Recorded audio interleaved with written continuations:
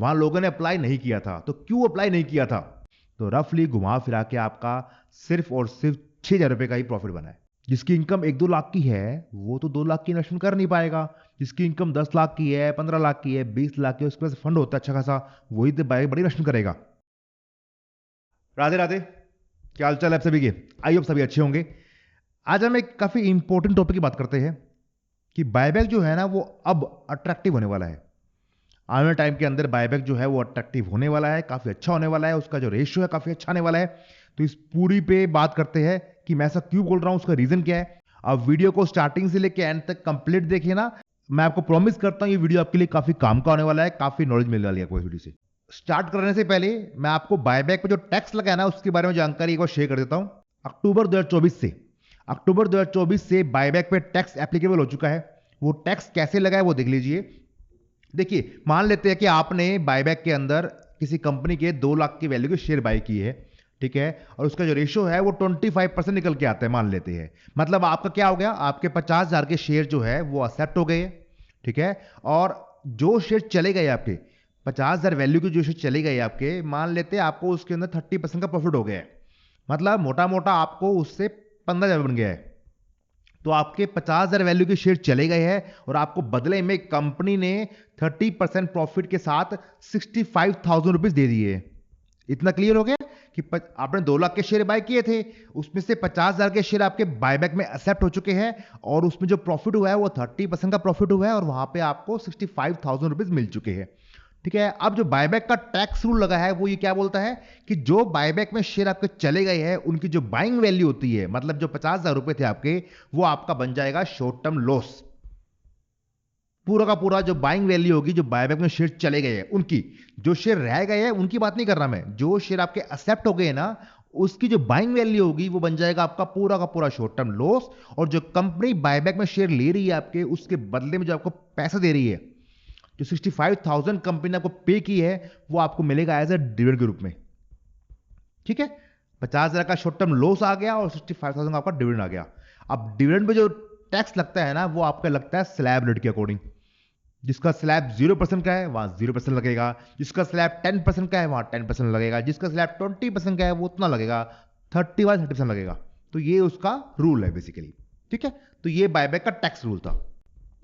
अब बात करते हैं कि बायबैक जो है वो क्यों अट्रैक्टिव हो चुका है, क्यों अट्रैक्टिव हो रहा है, ठीक है, उसका रेशियो क्यों इतना अच्छा आ रहा है। अभी लास्ट जो बायबैक आया था, नाउ बायबैक, उसका जो रेशियो है वो 100% का आया था। वहां लोगों ने अप्लाई नहीं किया था। तो क्यों अप्लाई नहीं किया था? उसके साथ साथ आने वाला जो बायबैक है उसमें भी हमारे लिए क्या मौका बन सकता है, क्या उनका रेशियो भी अच्छा आ सकता है, तो उसके बारे में बात करते हैं। तो मान लेते हैं किसी की इनकम जो है वो हाई स्लैब में आती है, मतलब 15-20 लाख की उसकी टोटल इनकम बनती है, तो वो मतलब 30% के टैक्स ब्रैकेट में आता है। अगर आप 30% के टैक्स ब्रैकेट में आते हो या 25% के ब्रैकेट में आते हो, तो आपको जो डिविडेंड इनकम मिलती है ना, जो आपके बायबैक से आपको पैसे मिलेंगे, जो एज ए डिविडेंड काउंट होता है, उस पे टैक्स जो है वो आपके स्लैब के अकॉर्डिंग लगता है। मतलब आप पे टैक्स जो है वो 30% लगने वाला है अगर आप 30% स्लैब में आते हो। तो अगर आप 25% स्लैब में आते हो तो आपके टैक्स उतना लगने वाला है। तो अगर मान लेते हैं कि आपकी इनकम काफी हाई है और आप 30% स्लैब में आते हो, तो आपके ऊपर 65,000 के ऊपर 30% का टैक्स लग जाएगा, जो मोटा मोटा बन जाता है 19,000 के आसपास। मतलब यह है कि आपको बायबैक से जो प्रॉफिट हुआ था इस केस के अंदर वो हुआ था 15,000 रुपीज का, और जो आपका टैक्स लग गया है वो लग गया आपका उसके ऊपर 19,000 रुपीज का। समझ पा रहे हो? तो ये वो रीजन है जिसके कारण क्या है कि जिनकी अच्छी इनकम है वो बायबैक में पार्ट नहीं ले पा रहे हैं। अब उनको बायबैक में पार्ट लेने से हाई टैक्स पे करना पड़ेगा। जितना उनका प्रॉफिट नहीं हो रहा है उससे ज्यादा उनको टैक्स पे करना पड़ेगा। अब आप ये बोलोगे कि सर जो 50,000 का शॉर्ट टर्म लॉस हमारा काउंट हो रहा है बाइंग वैल्यू के ऊपर, वहां पे तो टैक्स बच गया। मैं मान लेता हूं बच गया। वहां पे आपका 50,000 का tax short term loss count हो गया, मतलब 20% टैक्स लगता है शॉर्ट टर्म लॉस के ऊपर, तो आपका पे 10,000 का टैक्स बच गया। तो मोटा मोटा आपने कितना बचा लिया? आपने 15,000 बचाया प्रॉफिट करके, जो बाय प्रॉफिट हुआ उसके ऊपर, और 10,000 का टैक्स सेव हो गया, शॉर्ट टर्म लॉस के जरिए बुक हो गया, उसमें सेव हो गया। तो मोटा मोटा आपने 25,000 बचाया है, और आपका जो टैक्स लगा है, जो डिविडेंड इनकम बनी है उसके ऊपर, वो लगा है 19,500 का। तो रफली घुमा फिरा के आपका सिर्फ और सिर्फ 6,000 रुपए का ही प्रॉफिट बना है।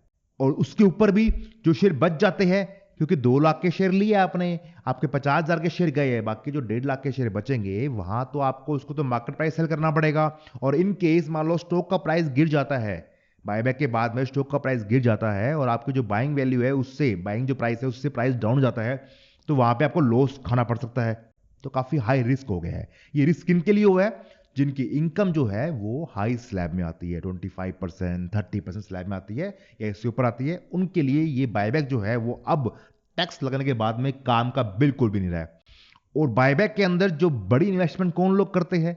जिसकी इनकम 1-2 लाख की है वो तो 2 लाख की इन्वेस्टमेंट कर नहीं पाएगा।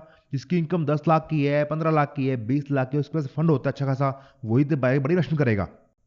मतलब जो लोग बायबैक के अंदर बड़ी इन्वेस्टमेंट करते हैं, जिनकी वजह से बायबैक में एक्सेप्टेंस का रेशियो कम हो जाता है, वो लोग बायबैक में टैक्स लगने के बाद मार्केट से, बायबैक से आउट हो चुके हैं। तो मैं ये कह सकता हूं ना कि बायबैक में जो टैक्स लगा है वो टैक्स जो है वो आम पब्लिक के लिए, छोटे रिटेलर्स के लिए फायदेमंद है। आप समझ पा रहे हो ना? क्योंकि जिनकी इनकम अच्छी खासी है, 15, 20, 25, 30 लाख है जिनकी इनकम है, उनके लिए बायबैक में जो टैक्स है वो काम खराब कर दिया है, वो उसमें पार्ट आप नहीं लेंगे। तो उससे क्या होगा? उससे ये होगा कि जो बायबैक का जो रेशो है वो अच्छा आने लग जाएगा। क्यों? लोग कम पार्ट लेंगे, लोग कम शेयर बाय करेंगे। अगर लोग कम शेयर बाय करेंगे तो अप्लाई कम करेंगे, ठीक है, तो उसका रेशो अच्छा आएगा। और रेशो अच्छा आने से जो छोटी पब्लिक है, जिनकी इनकम कम है, जिनको टैक्स का इतना लोड नहीं है, तो उनके लिए फायदा होगा कि उनके ज्यादा शेयर चले जाएंगे, उनको पैसा अच्छा बनेगा। तो इन शॉर्ट, बायबैक में जो टैक्स लगा है उस टैक्स के लगने से जिसकी इनकम 5-10 लाख तक की है उनके लिए फायदा हो गया है। बायबैक का रेशो अच्छा आ सकता है और जिनकी इनकम हाई 15-20 लाख से ऊपर की है वो बायबैक में पार्ट नहीं लेंगे, क्योंकि उनका अब फायदा नहीं रहा है उनका इतना। फ्रैंकली स्पीकिंग बता रहा हूं मैं।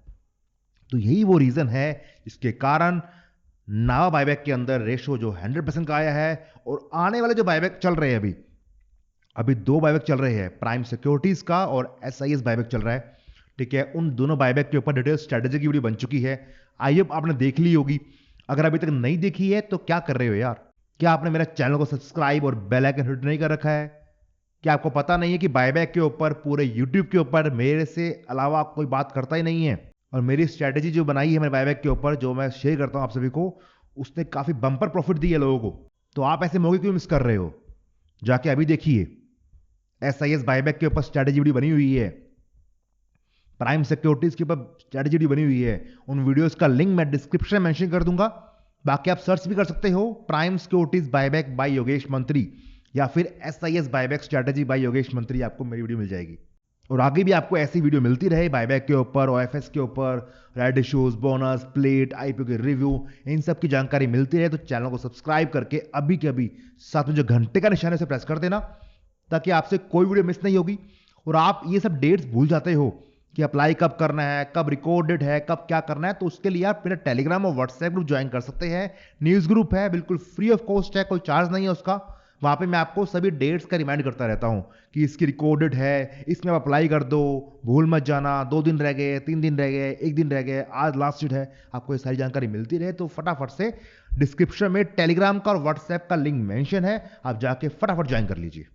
तो आप समझ चुके होंगे कि बायबैक जो है वो टैक्स लगने के बाद में स्मॉल पब्लिक के लिए, जिसकी फंड साइज कम है, जिसकी इनकम कम है, 10-12 लाख तक की इनकम है, 15 लाख तक की इनकम है, उनके लिए बायबैक अट्रैक्टिव हो गया है। वो बायबैक में बढ़ चढ़कर पार्ट ले सकते हैं, क्योंकि रेशियो अच्छा आने वाला है आगे, ठीक है। और जिनकी इनकम हाई चली गई है, 20-25 लाख से ऊपर की चली गई है, उनके लिए बायबैक अब मेरे अकॉर्डिंग काम का नहीं है, ठीक है।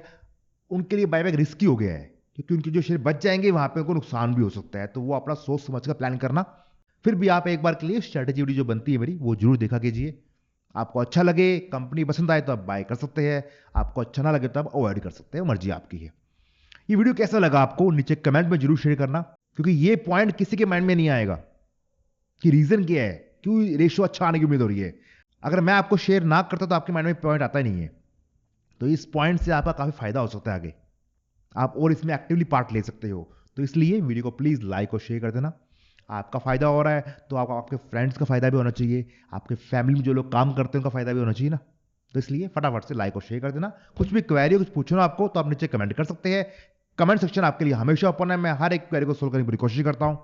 सो बस आज के लिए इतना ही, मिलते हैं आपसे अगली वीडियो में। किसी और इंफॉर्मेशन के साथ, ऐसे ही जो आपके लिए जरूरी है, जो आपके लिए काम की है। तब तक अपना ख्याल रखिए, हंसते रहिए, मुस्कुराते रहिए। राधे राधे।